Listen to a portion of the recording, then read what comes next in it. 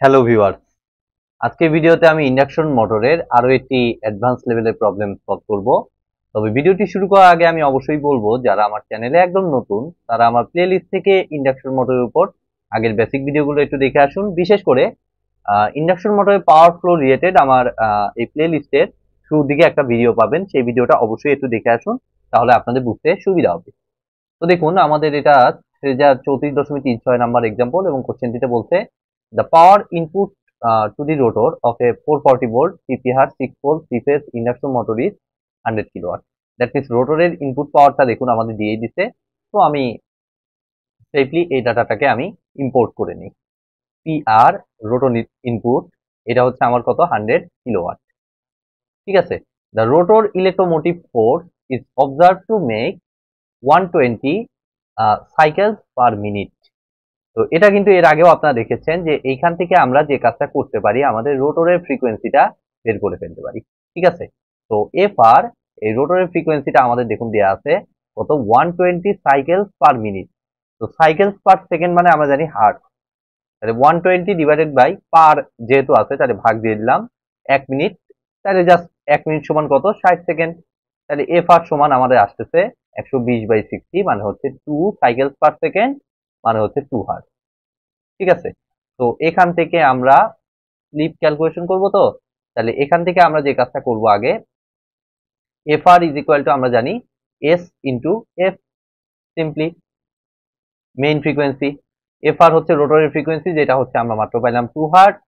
আর S আমরা calculation করব, আর এফ হচ্ছে আমাদের কত দেয়া, সিস্টেমের ফ্রিকোয়েন্সি, সেটা হচ্ছে আমাদের 50। তাহলে এখান থেকে আমরা খুবই ইজি ভাবে আমাদের এস এর ভ্যালুটা ক্যালকুলেশন করে ফেলতে পারবো। তাহলে দেখুন আমাদের যেটা আসতেছে এস ইজ ইকুয়াল টু 2/50, 0.04। তো অ্যান্সারটা অবশ্যই ছেলেদার বইতে এটা ভুল দেওয়া আছে। ঠিক আছে, যেটা আমি কনফিডেন্টলি বলতেছি, কারণ তারা দেখবেন যে এটা 2 ইউজ করছে, এটা 50 ইউজ করছে, বাট তাদের রেজাল্ট আসছে 0.01, যেটা একেবারে ইললজিক্যাল। তো দেখুন আমি এটা অনুযায়ী পরেরগুলো ক্যালকুলেশন করবো। আমাদের মেকানিক্যাল পাওয়ার ডেভেলপ।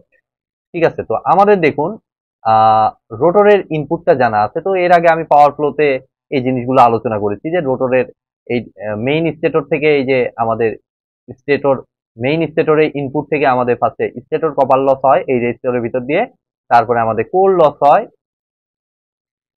এই যে কোর লস এলিমেন্ট, কোর লসের পর যেটা থাকে সেটা হচ্ছে আমাদের আহ রোটর ইনপুট। এটা ইকুইভ্যালেন্ট সার্কিটে যা দেখাচ্ছি, রোটর ইনপুট, রোটর ইনপুটের পর রোটর কপার লস, এই যে রোটর এর কপার লসের ওয়াইন্ডিং, এই দুটা। আর তারপরে আমাদের mechanical power develop, mechanical power. তারপরে আবার সেই ডেভেলপ মেকানিক্যাল পাওয়ার থেকে ফ্রিকশন অ্যান্ড উইন্ডেজ লস বা মেকানিক্যাল লসের মাধ্যমে আমরা আউটপুট পাওয়ারটা পাই। এটা হচ্ছে আমাদের কমপ্লিট পাওয়ার ফ্লোটা, যেটা আপনার কনসেপ্ট বুঝলে খুবই ইজি ভাবে এই স্টেপ আপনার মাথায় থাকবে আজীবন। ঠিক আছে, জাস্ট বারবার একটু দেখতে হবে এইটা পরীক্ষার আগে। তো দেখুন এখন আমরা এটা হিসাব করব, মেকানিক্যাল পাওয়ার ডেভেলপ, আমাদের রোটর ইনপুটটা জানা আছে। আর পাওয়ার ফ্লো এর ইকুয়েশনটা কি ছিল, আমি ডিরাইভ করে দিয়েছিলাম কত, P R is to P copper is to আমাদের পিএম। পিএমটা হচ্ছে মেকানিক্যাল পাওয়ার ডেভেলপ। এটা পি কপার না, আমি আগে আলাদা সিম্বল দ্বারা প্রকাশ করেছিলাম, সেটা হচ্ছে রোটর কপার লস, মানে আরসিএল। ঠিক আছে, এটা আরসিএলই বলা হয়, কারণ স্টেটর কপার লস আবার আছে, তো ওইটাকে আবার এসসিএল দ্বারা প্রকাশ করি। তো কপার লস শুধু সিইউ লিখলে এটা রোটর নাকি স্টেটর বোঝা মুশকিল হয়ে যায়, সেই জন্য আমাদের আরসিএল দ্বারাই এটাকে প্রকাশ করা হয়।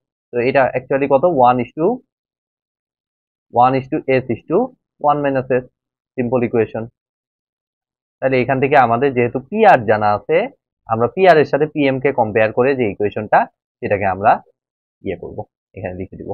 তাহলে P R divided by P M is equal to আমাদের হচ্ছে কত, আমরা দেখতে পাচ্ছি ওই রেশিওটা 1/1 - S।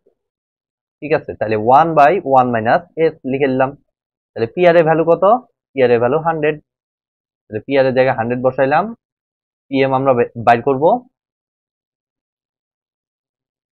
আর 1/S আমরা মাত্র পাইছি এই যে এখানে 1 - 0.04।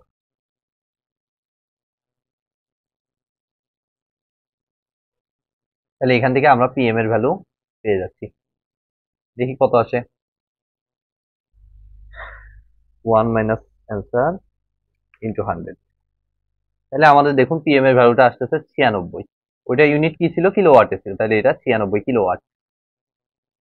তাহলে আমাদের এখন রোটর কপার লস বের করতে হবে। অবশ্যই বইয়ের সাথে মিলবে না, কারণ বইতে 0.01 ধরা, যার কারণে ওদের 99 আসছে। ওকে, তো 3 নাম্বারটা দেখুন, আমি একটু শর্টকাটে বের করতেছি। আমরা জানি যে রোটর ইনপুট থেকে আমাদের এই পিএমটা বাদ দিলে আমাদের রোটর কপার লসটা পেয়ে থাকি। ঠিক আছে, তো আমি কপার লসটা এভাবে বের করতেছি, আমার দরকার নাই এই ইকুয়েশন পুরোটাই ফলো করা। তো এটা হিসাব করলে আলটিমেটলি একই রেজাল্টই পাবেন, সমস্যা নাই।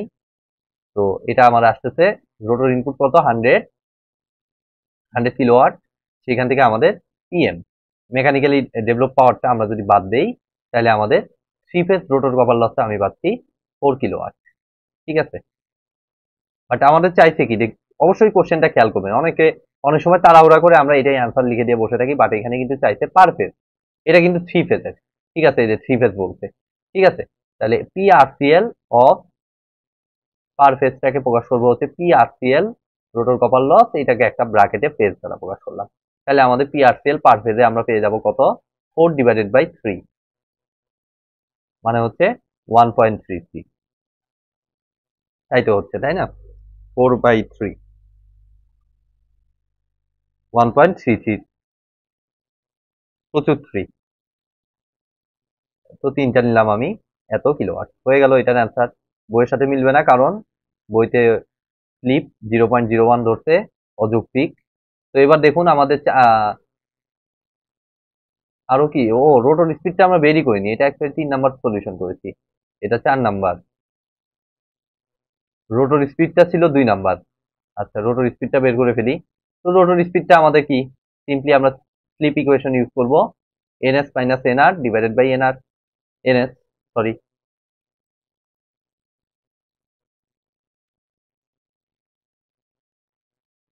তাহলে এনএসটা আমাদের লাগবে। তো এনএস সমান 120 f/p।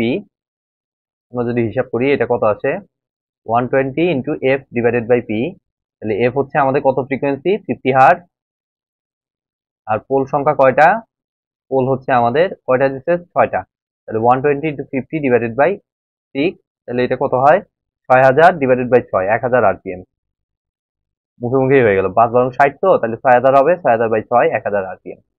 তাহলে এখান থেকে আমরা জাস্ট ভ্যালুগুলো বসিয়ে দেব। এখানে হচ্ছে স্লিপের জায়গায় 0.04, আর এনএস এর জায়গায় আমি কত বসাবো, 1000 বসাবো, মাইনাস এনআর ডিভাইডেড বাই আমাদের কত, এনএস। এনএসটা কত, এনএসটা হচ্ছে আমাদের 1000। তাহলে আমরা এনআর এর ভ্যালুটা দেখুন পাচ্ছি, রোটর রোটর স্পিড যেটা 1000 ইন্টু 0.04, 1000 মাইনাস অ্যান্সার 960, 960 আরপিএম। বইয়ের সাথে মিলবে না, কারণ বইতে স্লিপটা 0.01 ধরা। ওকে, তো 960 আরপিএম। এবার আমি 5 নাম্বারটা দেখুন সলভ করে ফেলবো। তো 5 নাম্বারটা একদম নতুন, নতুন কনসেপ্ট, বাট একদম সিম্পল। তো এটা এগুলো জিনিস এই কারণে আমাদের প্রত্যেকটা ম্যাথ আসলে সলভ করা দরকার, যে প্রত্যেকটা জিনিস সম্পর্কে আমাদের আইডিয়া থাকা দরকার। হুট করে পরীক্ষায় এসে যখন এই জিনিস দেখবেন, তখন আর আপনি মিলানো কঠিন হয়ে যাবে। ঠিক আছে, যে speed of stator field with respect to rotor. তো এটাকে একটু জাস্ট একটু কনসেপ্ট অনুযায়ী ভাবেন, যে স্টেটরের field with respect to rotor কথাটা মানে কি, যে রোটরের রেসপেক্টে স্টেটর ফিল্ডের স্পিডটা কত। তো এই জিনিসটা কি আমরা এইচএসসি তে থাকতে আপেক্ষিক গতিতে আমরা দেখেছিলাম না, যে একটা গতিশীল বস্তুর রেসপেক্টে আরেকটা গতিশীল বস্তুর স্পিড কত। ঠিক আছে, অর্থাৎ আপনার রোটরে অলরেডি 960 আরপিএম আছেই, তাহলে স্টেটরটা এই 960 আরপিএম এর অ্যাক্রসে স্টেটরের স্পিডটা কত মনে হবে আমাদের কাছে। ঠিক আছে, তো এটা অ্যাকচুয়ালি হচ্ছে আমাদের বেসিক্যালি 1000 থেকে 960টা বাদ দিলেই আমাদের হয়ে যাচ্ছে আমাদের এই speed of rotor speed with respect to rotor. তো এটাকে মনে করলাম আমরা ডেল এন দ্বারা প্রকাশ করলাম। তাহলে আমাদের, বা এটাকে আমরা আরেকটা নাম দিই, সেটা হচ্ছে রিলেটিভ স্পিড। ঠিক আছে, রিলেটিভ স্পিড। তাহলে 1000 মাইনাস 960, তাইলে আমাদের এই রিলেটিভ স্পিডটা দাঁড়াচ্ছে হচ্ছে আমাদের 40 আরপিএম। হয়ে গেল আমাদের এই কোশ্চেনটার সলিউশন। বইতে মনে হয় 10 আরপিএম দেওয়া, কারণ ওরা স্লিপকে 0.01 ধরছে, তো এই কারণে এই ভেরিয়েশনটা হবে। তো আমাদেরটা সঠিক অ্যান্সার। তো আজকের মতো ভিডিওটি আমি এখানেই শেষ করছি। ভিডিওটি যদি ভালো লেগে থাকে, অবশ্যই ভিডিওতে একটি লাইক দিবেন, বন্ধুদের সাথে বেশি বেশি শেয়ার করবেন। আর চ্যানেলে নতুন হয়ে থাকলে অবশ্যই চ্যানেলটি সাবস্ক্রাইব করবেন। ধন্যবাদ।